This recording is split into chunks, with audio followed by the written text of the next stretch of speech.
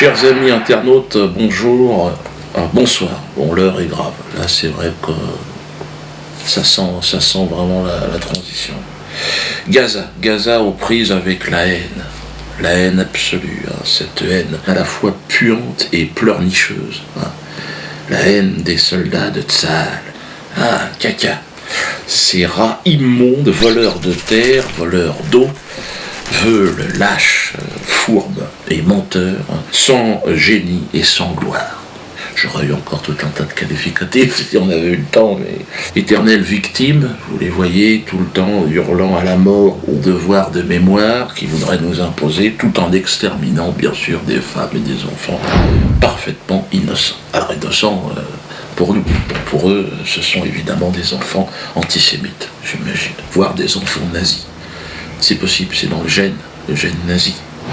Des glisseurs de quenelle, hein. Quenelle égyptienne, on n'est pas loin là, Gaza.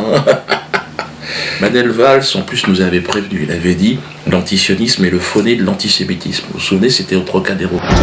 Mais cet antisémitisme aussi, et c'est la nouveauté, il se nourrit de la haine d'Israël.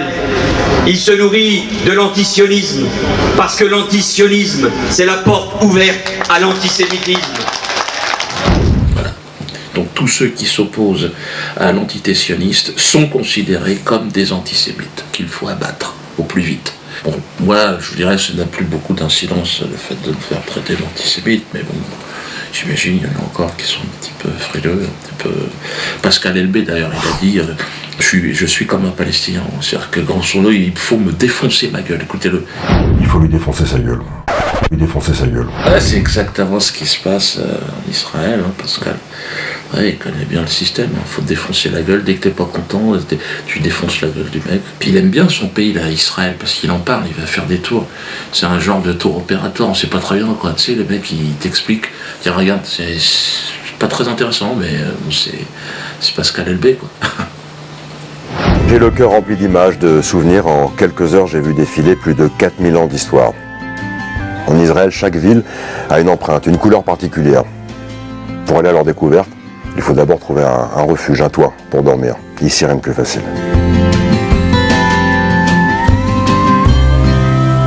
C'est cool, non?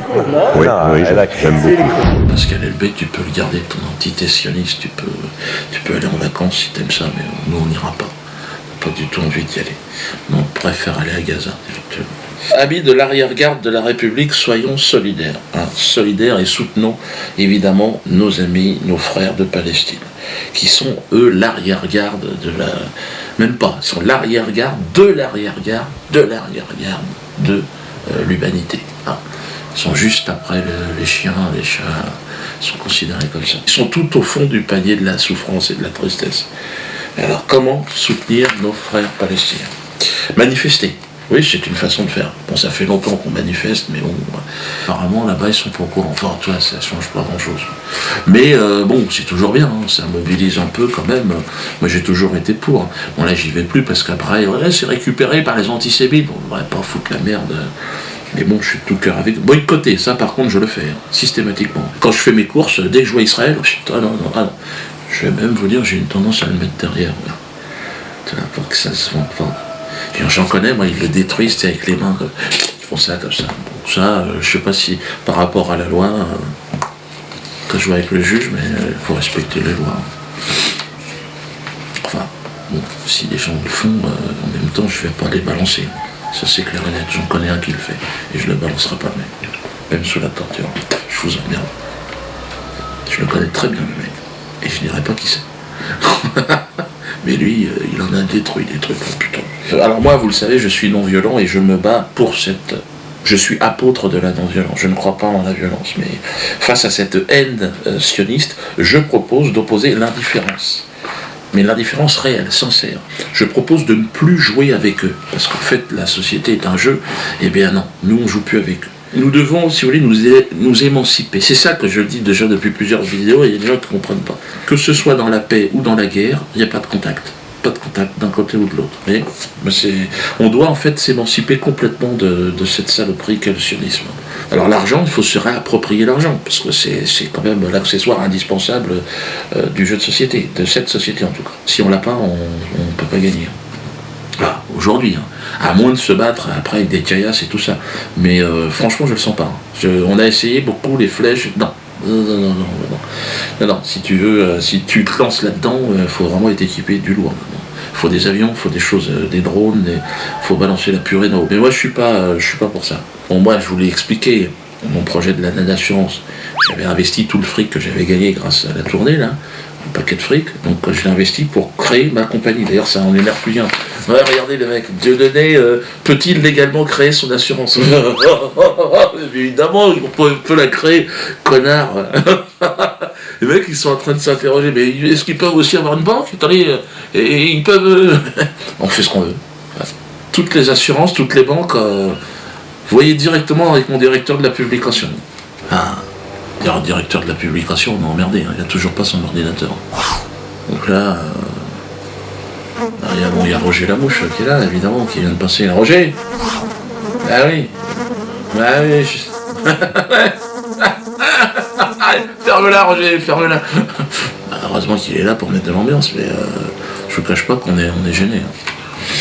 Donc la assurance, on a lancé ce projet il y a 10 jours, donc on est 40 000 quand même, en même pas 10 jours. À ce rythme-là, on sera à 100 000 au mois d'octobre. Et là, on passera en phase 2. Donc là, la création de l'assurance de manière effective. Alors quel lien entre l'assurance et Gaza? Vous allez dire, ouais, Dieudo, qu'est-ce que tu nous racontes? Alors, attention. L'objet d'une assurance, c'est quoi déjà? Parce que je entends des gens un peu bavards, c'est quoi? C'est de garantir, les sinistres. Et il me semble que le plus gros sinistre moderne, c'est ce qui se passe sur la bande de Gaza. Et oui. Et donc il y a une solidarité.